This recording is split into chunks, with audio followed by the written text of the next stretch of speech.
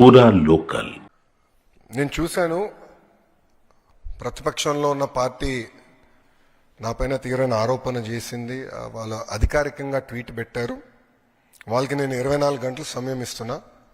2,000 రూపాయలు నా బ్యాంక్ అకౌంట్కి వచ్చింది, నా జోబులోకి వచ్చిందని వాళ్ళు అంటున్నారు కనుక నిరూపించండి, లేదంటే ఆ స్టేట్మెంట్ విత్డ్రా చేయండి.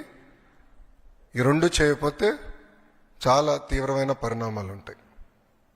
లీగల్గా నేను దీనిపైన ముందరికి వెళ్ళాలని నిర్ణయించుకుంటాం జరిగింది. ఎందుకంటే ప్రజలు కూడా ఒకటి గుర్తుపెట్టుకోవాలి, వైకాపా పార్టీ అనేది ఒక అబద్ధాన్ని 100 సార్లు చెప్పి నిజం చేసేదానికి ప్రయత్నించే పార్టీ.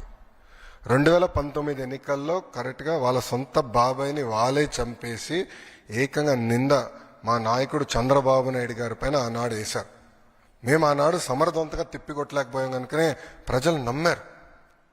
కానీ ఇప్పుడు చూడండి, చెల్లెలు చెప్తున్నారు ఏం జరిగిందో. సో అలా అబద్ధాలు చెప్పి ప్రజలు నమ్మించడానికి ప్రయత్నిస్తున్నారు.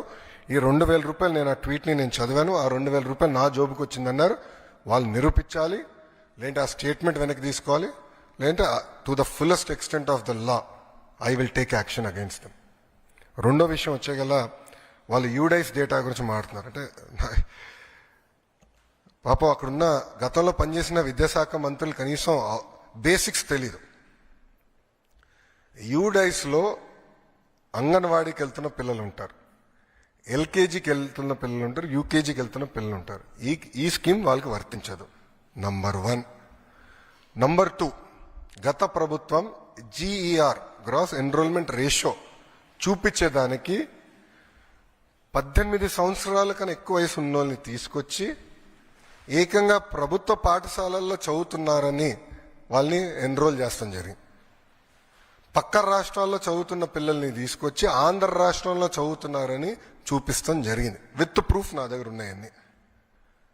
విద్యాశాఖ మంత్రిగా నేను వాస్తవాల దగ్గర ఉండాలి కనుక మొత్తం లిస్ట్, ఎందుకంటే ఇది డ్రాప్ బాక్స్ అని ఉంటుంది. అంటే ఈ పాఠశాలలో పిల్లలు ఉంటారు, ఈ పాఠశాల పిల్లలు మధ్యలో ఉంటారు, గాల్లో ఉంటారు పిల్లలు. డ్రాప్ బాక్స్ అంటారు అది ఐటీలో.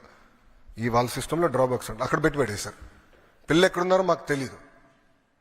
మొత్తం వెరిఫై చేస్తే దొంగ లెక్కలు ఉన్నాయని తేలినాయి.